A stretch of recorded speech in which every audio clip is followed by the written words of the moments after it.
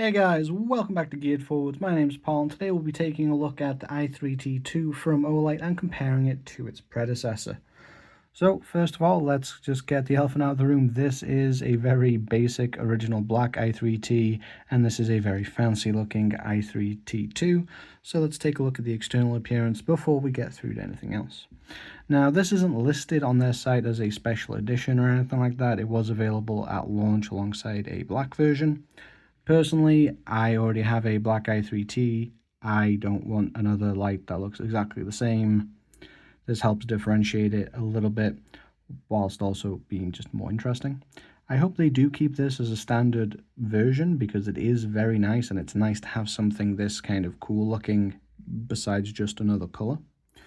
So here we have, it's a little difficult to show off, but a phoenix fighting a dragon. Some flame effects and whatnot, a gold clip to complement this, and this is quite odd. So normally traction wise on the i3T, i5R, i5T, you have this helix to provide some grip and also some consistent styling across the flashlights. In this, obviously that's replaced, as this is a full body effect, but this isn't printed on or anything like that. This is actually cut into the tube of the light, so you can feel the texture of these drawings being, cut in. So this, I will say, it feels a little odd at first because the difference in height is very small, so it kind of feels a little odd compared to other textures I'm used to on flashlights, but it does provide a little bit of grip. I would say probably comparable to the helix, given that the helix is confined to just this midsection, whereas this is pretty much along the entire body. And whilst we're comparing the visual appearances as well, we have a much higher pocket clip. See if we can do a good comparison of that.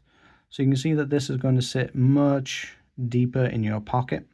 And how they've attained this basically is, with the original you have just a little bit of a milled in section that the pocket clip clips into, whereas on the i3T2 the clip is actually part up here. It's behind the O-ring that provides the waterproofness, so this does mean that it moves around a little bit. This is good and bad. Like, I find this a little bit annoying, but I do think it's worth the trade-off to get that higher clip. And it does have the added benefit of, it's pretty simple for you to reposition where you want the clip. So let's say we want to block this little QR code for the manual. Just throw it there, tighten it down, and then once it's screwed down nice and tight, it's actually very difficult for this to rotate at all. Whereas depending on the tension of this, clip, this can actually rotate around a little bit. Don't know how much of a big deal that is, but that is a noted benefit. At the very least, you can see that it's not going to wear down parts of the light as it spins around. It's because that is captive. That's quite nice. Otherwise, we are talking mostly internal differences, so let's take a quick stop off to have a little bit of a size comparison. Now, here is a 58mm Swiss Army knife, a classic, and then we will bring in over here a 91mm. So you can see it's roughly, a smidge shorter perhaps, but roughly the same length as your standard size Swiss Army knife. Nice and small in the pocket. And let's compare it against battery. So just a standard AAA battery. It's what it uses, or can use, as we should accurately say. And since we're talking about a battery, let's just address that first. This is the first time that the i3T series has officially supported a 10440 option. Now, I've seen other YouTube channels and forum posts that advocate that you can just throw a 10440 into an i3T and you get this big pocket rocket boost of brightness. That is certainly true. You can do that. It is also not supported by a warranty. It is also something that does make the light run warmer, and I generally don't advise you use batteries that aren't recommended by the provider. This isn't a case of don't use anything but Zippo brand lighter fluid. This is don't put entirely different battery chemistry that we've not accounted for in.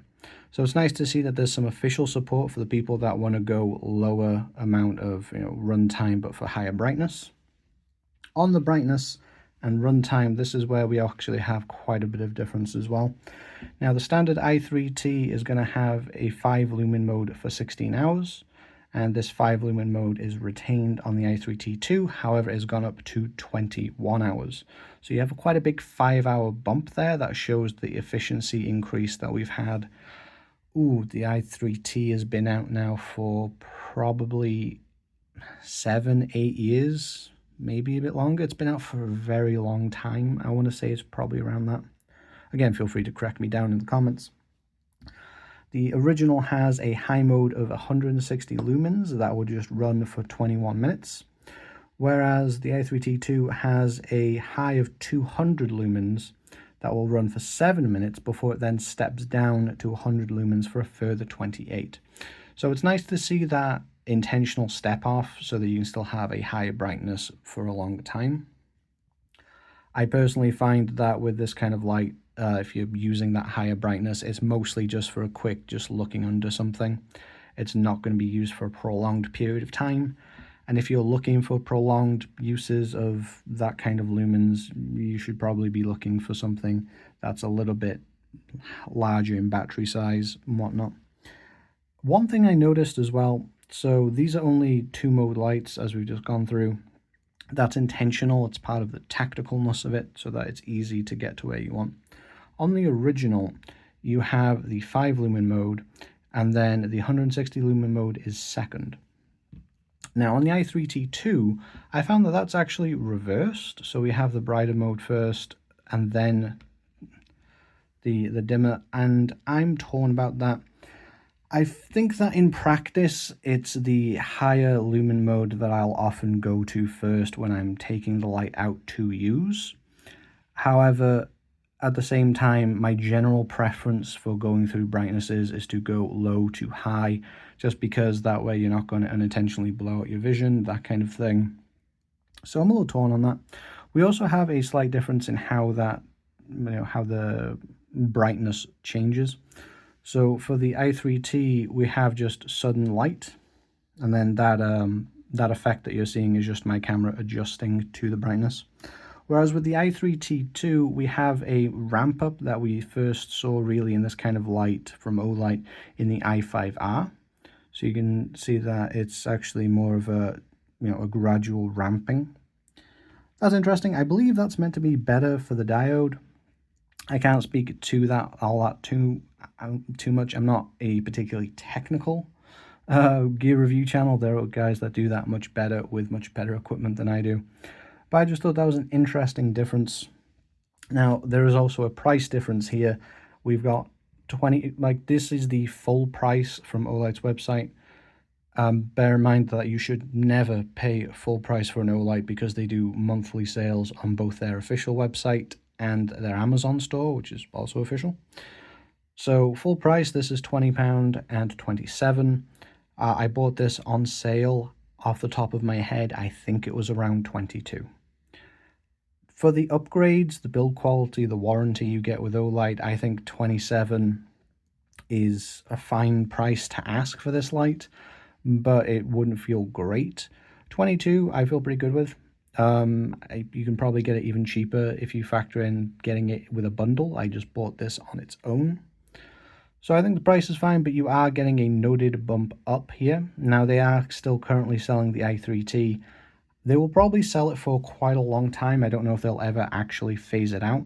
So if you want the cheaper option and you prefer how it's done in some ways, you don't care about the longer run time or the brightness, but you do care that it goes through low and then high, or maybe you prefer this snap-on clip so that you can more easily pull it off if you need to rebend it or whatnot.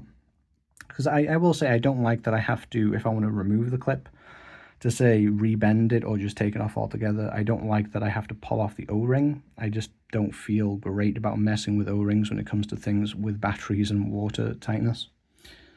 So I'm very happy with the step up we've had in the i3T2. I don't think that the overall increase is enough that you must run out and get a replacement right now because you're missing out. It's iterative. The clip's better, the brightness is better, the runtimes are better.